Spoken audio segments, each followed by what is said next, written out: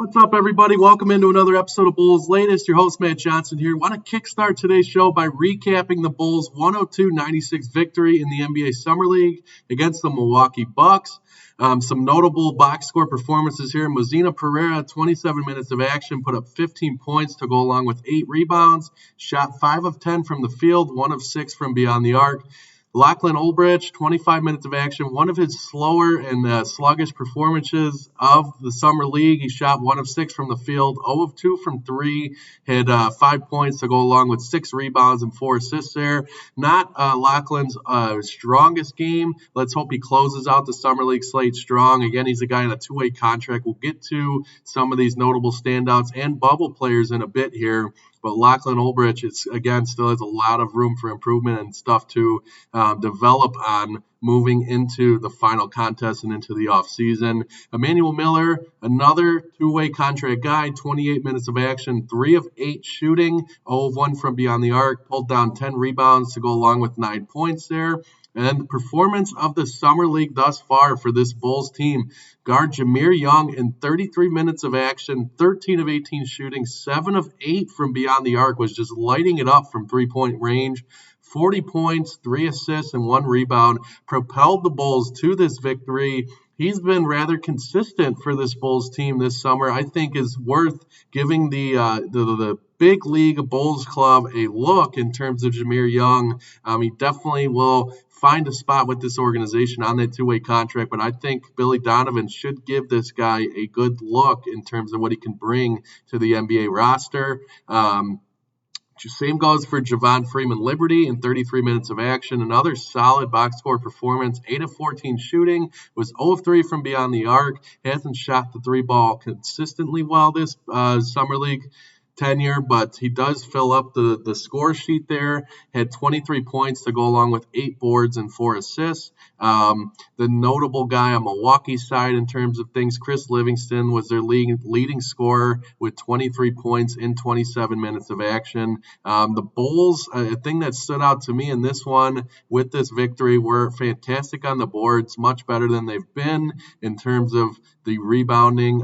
This and the Indiana Pacers performance are the top 2 rebounding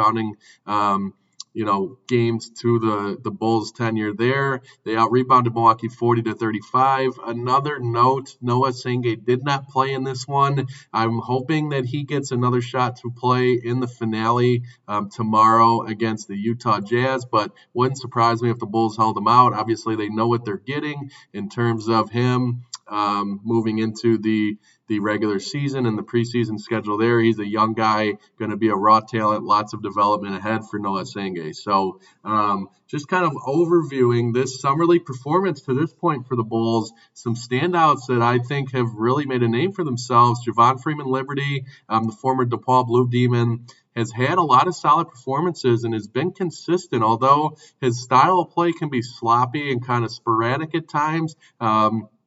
He definitely has an ability to help a team win ball games, and you saw this. It's an effect that he has on both sides of the floor. He's a hustler, plays very hard, has shown that, kind of is showing why he truly wants an opportunity with this Bulls organization by the way he plays. Jameer Young, obviously, the words speak by his monster performance yesterday, along with some consistency throughout the Summer League. I think Jameer Young's been a very positive note for this Bulls Summer League bunch. Again, on a two-way contract, so his future with the Bulls seems kind of bright. Mozina Pereira is kind of in a category with Yuki Kawamura. I think these two guys, I find it hard to believe they're going to find a spot on this Bulls roster, but both guys have a lot of promise. Hopefully they get a shot possibly with the G League, the Windy City Bulls, but if anything, I think both guys have proven that they deserve an opportunity elsewhere if it's not with Chicago, but those are two guys who are the biggest bubble players in terms of what their futures could hold there. Obviously, Modest Buzelis, 2 ultra-strong performances in the Summer League. I'm excited to see this guy be the face of the Bulls moving forward. He definitely showed flashes of why he is the face of the Bulls at this moment in time, and I'm excited to see this young player grow in his second season in the NBA. Noah Senge, showed some promise in those couple performances this summer league. Had a very slow, sluggish start to it. So we're looking for consistency for this young, raw talent. We're going to have to exhibit patience on him. I'll continue to emphasize that. But Noah Senge is a guy I'm excited to see get going and continue his tenure with the Bulls moving forward. As far as some guys that are on the wrong side of the bubble at the moment, Lachlan Olbrich, although he's on that two-way contract, didn't see what I wanted to from him during this summer league. I think he struggled in a lot of areas, was very inconsistent, and that's expected coming over from Australia. It's a different style of play. Even in the NBA Summer League, it's going to be even more challenging as he moves into G League play, and then eventually if he gets a shot with the NBA club, I think he's far from that. Playing with the big league club, but we'll see how he develops and how he looks in the final summer league contest. Emmanuel Miller, same goes for him. The inconsistency, was unable to suit up for a couple of contests, but has some promise there. So we'll see how he looks moving into his tenure with the G League Windy City Bulls. Guys who I don't expect to have a future with this team, just running down a few names: David Mooka, Wooga Poplar, Josh Primo, no longer on the roster. I'm very disappointed in this. I was expecting big things from him during this summer league. The former first-round pick of the San Antonio Spurs has really snowballed into a downhill type of career trajectory here. Disappointing. I thought Josh Primo could provide more in terms of the Bulls potentially looking to hand an opportunity to him moving forward. Micah Parrish, another guy no longer on the roster, so he was ousted from the Bulls' plans. Caleb Grill, the former University of Missouri standout, a guy who had a very strong season moving into his NBA career, didn't really perform to what I expected.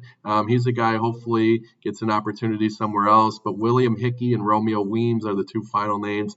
Don't expect to have futures with this Chicago team. Kind of looking into what's going on around the league outside of the summer league chronicles here.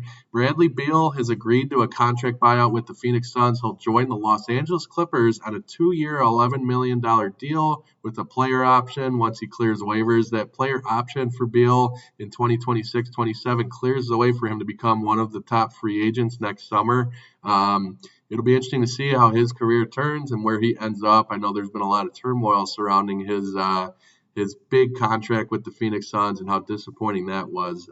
So there's something of note there. Paul George had arthroscopic knee surgery. This comes after an injury he sustained while training this offseason. So Paul George just continues to have to clear these hurdles that seem to be a challenge for him in getting his career back on the right track, and I know Philly is probably disappointed to hear that. They're going to have to revisit his status prior to camp to see where he stands. Derek Lively for the Dallas Mavericks had bone spurs in his foot, so he had foot surgery. Lively will be good to go by training camp, so that Mavericks team will be a full go, an exciting one at that. Speaking of the Mavs, Cooper Flagg has been shut down prior to last night's game for the Mavericks in the Summer League, so he'll be shut down for the rest of that summer schedule.